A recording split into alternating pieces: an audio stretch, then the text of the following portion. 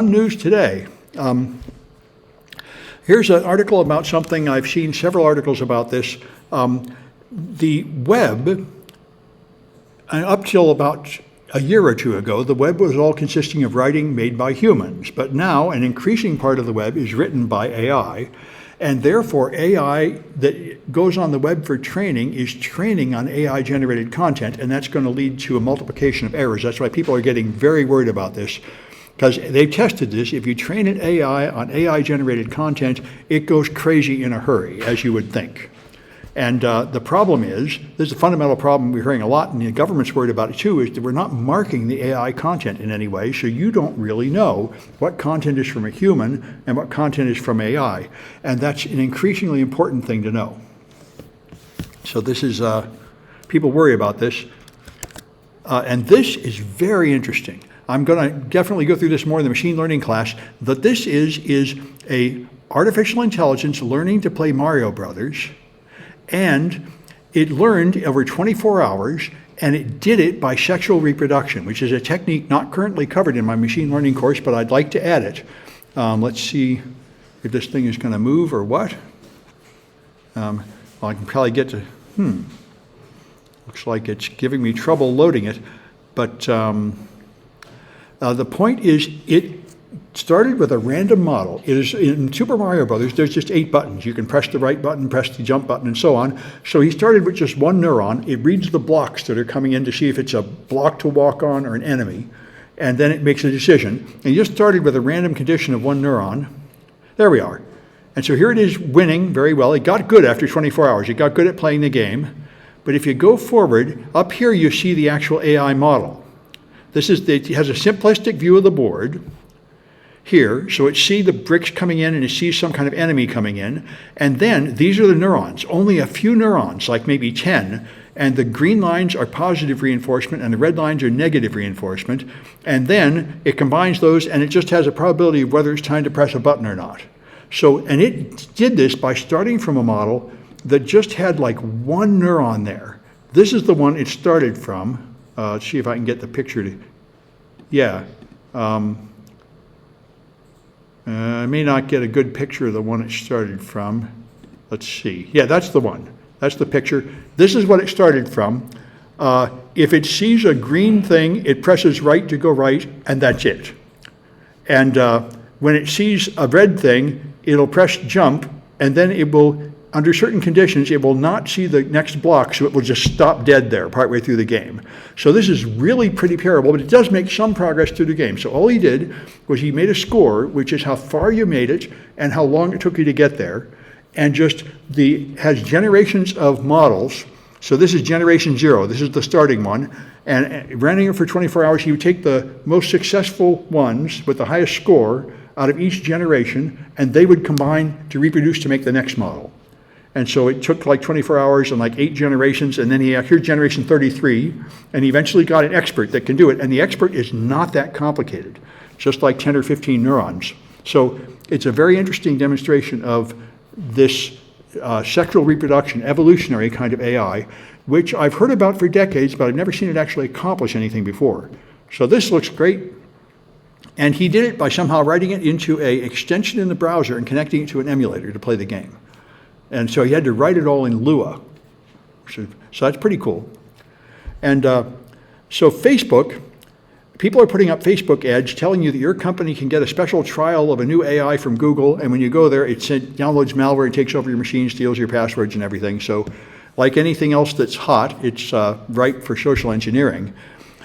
Amazon has a huge problem with artificial intelligent books being spewed like profusion, usually just random content, hoping they'll sell to a few people. People can pump them right out, and now they're making mushroom foraging books that are randomly generated by AI, and therefore they're full of lies, like telling you to eat poison mushrooms. So it seems like Amazon has not apparently been doing anything to clean these things off, but I think if somebody dies from a poison mushroom, Amazon could get sued, and the publisher could, of course, get sued, so maybe some of this will finally reach the level of the threshold where somebody wants to do something about it. But in the stuff that is not so obviously AI generated is, of course, taking over everything everywhere. There's many things are now AI generated. like I was saying before. So this is something I've been waiting to see. Google bought Mandiant, and Mandiant is the #1 company in incident response. They make the training for at least 2 of the courses I teach here, the malware analysis and the incident response. And now that Google bought them, they are adding AI to it with the Google Cloud so that you have a tool that's monitoring the network and raising alerts, and they're going to have an AI to give you a intelligent human summary of what attack is coming in and what you should do about it. So if it works, that would be awesome. Now this, I understand, is what IBM's QRadar already does. And I've seen QRadar running. It costs like $1 million in hardware, but then it gives you complete description of what attack is there, nice English res, not just sort of some technical information like you would get from Splunk. So this might be great. The early version might not be so great, but this is the wave of the future, AI helping defenders. And Google has now made the 5th generation of their Tensor processing units. GPUs were the original hardware that made machine learning possible, but Tensor processing units are the next ones. And there's such a shortage of GPUs. I heard a podcast the other day, they said that GPUs cost $40,000 each, and nobody will even talk to you unless you're buying like 10,000 of them.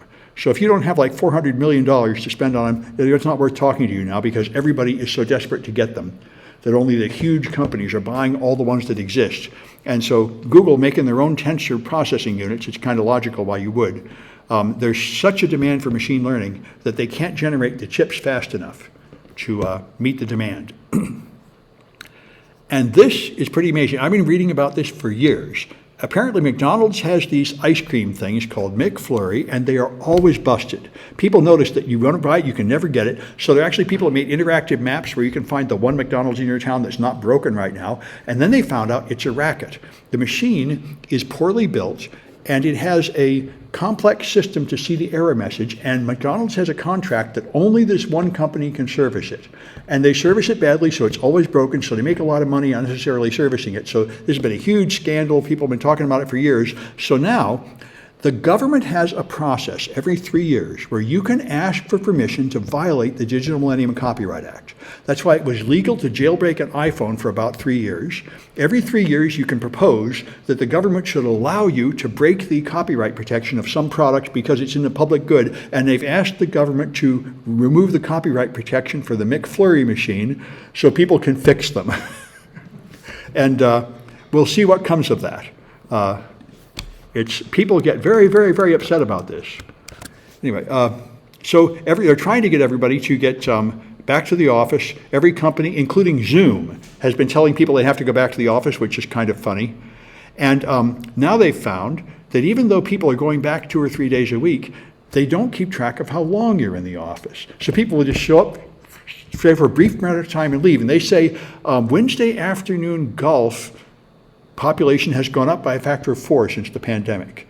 Everybody's just splitting off work early, and they say then you have to show up and like punch a time card, but they're not keeping track of how many hours you're there. People used to stay there like 6 or 8 hours, and now they don't stay that long. You know, I think this was something we promised years ago with the internet. We said, we'll get the internet, and then we won't have to have everybody driving to work, waiting in line. Everybody will just log in from home. Now that we've got it, everybody's freaking out and trying to stop it, but I think nobody's going back to work. I remember I was teaching an online class one time in a corporation I contract for, and they were having trouble with the Cisco product they were using. And I said, gee, I guess we got to make people go to the office. And they all said, shut up, never say that, never say that. Everybody doesn't want to go to the office. They're all taking care of their kids and stuff. I think this whole forcing people back to the office is not going to work. People are trying to do it, but what many people have discovered is if you push hard enough, your best people will just quit and go somewhere else. Anyway, so Google's DeepMind. The Biden administration had a meeting, and several of the AI image generators said they were going to provide a way to mark the images, so Google has now launched their watermarking tool.